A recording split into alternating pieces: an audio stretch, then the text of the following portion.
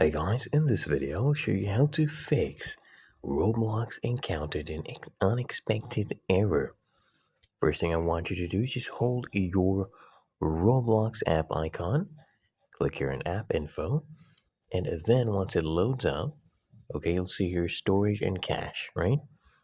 I want you to come here, click on this, and then look at the cache we have, 1.21 gigabytes. So click here and clear cache, and that will be cleared, and that should fix the issue. Just wait. As you can see now, 0 bytes.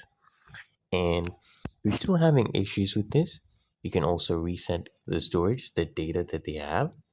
Okay, you can click here to clear that, and you can also go ahead and uninstall Roblox. You click here uninstall, delete app and data, both of them, and then you can go to your Play Store, reinstall it. And if you have anything in the background, click here on settings. Let me show you.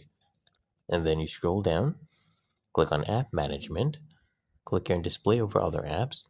And if you have any, background apps and overlays, usually that's what causes the issue. So you disable whatever you have is causing the issue, and you can restart Roblox. It should work. If you found this helpful, make sure you smash that like button and subscribe to App Mentor.